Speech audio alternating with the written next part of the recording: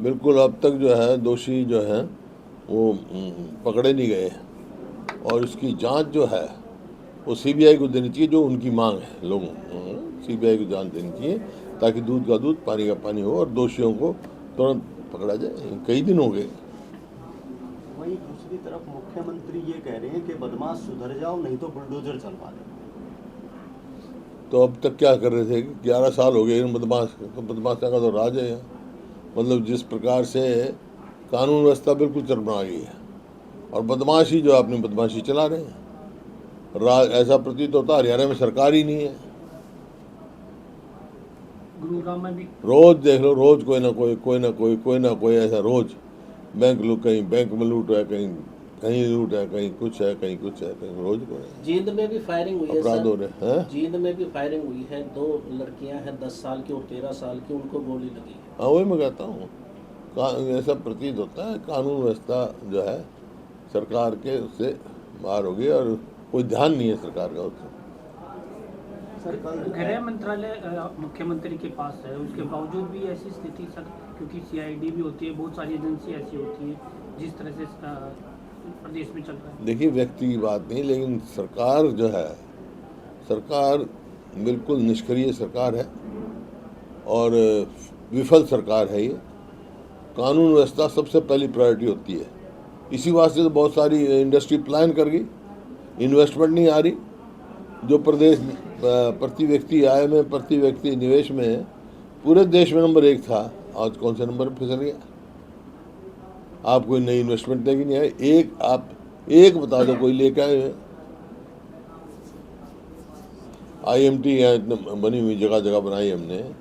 IMT तो को बनाई इन्होंने, कोई बड़ी इन्वेस्टमेंट लेके आए किसी आईएमटी में?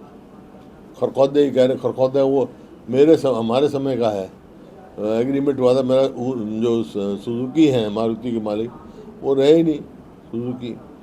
उस जापान में जब मेरी उसके तय हो गया था, तीनों जगह मानेसर में भी, रोहतक में भी और खरखौदा में भी हम इन्वेस्टमेंट करेंगे। 11 से डिले कर दी वो इन्वेस्टमेंट।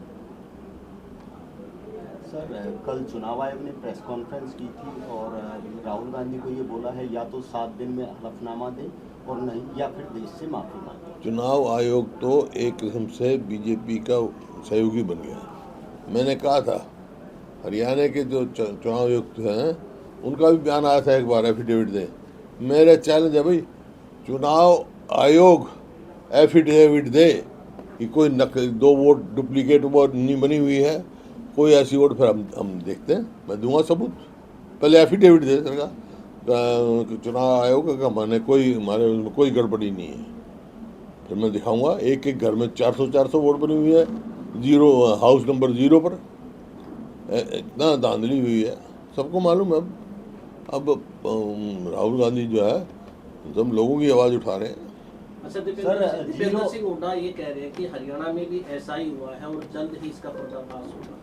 मैं बता रहा हूँ, जो वोट लिस्ट में भी जिस प्रकार की हुई है, अभी बहुत सारे केसेस हमारे पास आ रहे हैं, जब भी तो एफिडेविट मांग रहे हैं उनका।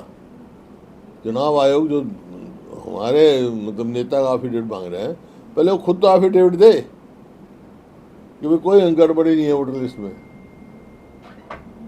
सर चुनाव आयोग ने पली दी कि पंचायतों में हाउस नंबर नहीं होते, इस वजह से वोटिंग लिस्ट में 0 आ जाता है, जिस वजह से। मैं शहर की बात कर रहा हूँ। और ये क्या मतलब हुआ, 0 क्यों आता भाई? और एक मकान में 400 वोट बन जाएगी। खैर ऐसे बहुत सारे उदाहरण हैं। एक गांव का, एक मियाँ बीबी के 3 वार्ड है, तीनों जगह बन रखे हैं मियाँ बीबी के वोट। 6 वोट बन गई, 2 की 6 बन गई। इस प्रकार से है। तो ये जब तो एफिडेविट मांग रहा हूँ मैं, चुनाव आयोग जिस दिन एफिडेविट दे देगा कि हमारी कोई गड़बड़ी नहीं है, उस दिन खोल दूंगा पॉइंट। सर केंद्रीय मंत्री मनोहर लाल ने कहा है कि कांग्रेस ने की थी वोटों की चोरी और अब घुसपैठियों की वोट चुराना चाहती है, इस वजह से इस तरीके की बयानबाजी है। जिस किस्म के बयान दे रहे हैं, जिम्मेवार पद पर बैठ के कोई इस किस्म के बयान नहीं देने चाहिए, क्योंकि सब खुलासा हो गया। राहुल गांधी ने प्रेस कॉन्फ्रेंस में करके दिखाए, सब दिए उन्हें। चुनाव आयोग जब इस तरह से पार्टी के साथ मिलकर काम करेगा तो सर लोकतंत्र कहाँ रहा और कहाँ पर जाएगा? वही तो बात है, लोकतंत्र मजबूत होना है तो जुडिशरी, एग्जीक्यूटिव और लेजिस्लेचर सबका अपना अपना एरिया है। किसी के भी उनकी सब इंडिपेंडेंस है, इंडिपेंडेंट वो हैं, इनको मजबूत होंगे जब ही लोकतंत्र मजबूत होगा। सर, मनीषा के परिजनों ने कहा कि उन दरिंदों को पकड़कर फांसी होनी चाहिए, क्या आप भी यही मांग करते हैं? बिल्कुल, दोषियों को कड़ी से कड़ी सजा मिलनी चाहिए, क्यों नहीं। जिस तरह से डेड बॉडी के हालात मिले हैं, उसकी बच्चादानी भी नहीं है और बहुत ब्रूटल तरीके से वो हत्या की है। वही मैं जो कह रहा हूँ, इसकी जो चर्चा करना जो है घिनौना काम जो उन्होंने किया है, उनको तो सजा मिलनी चाहिए।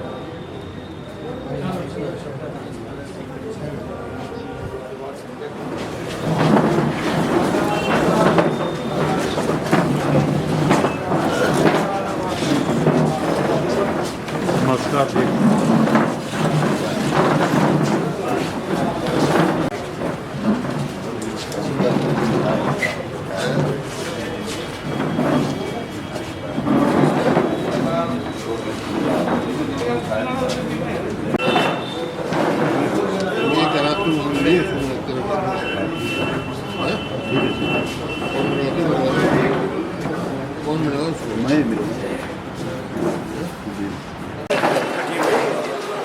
थोड़ा साइड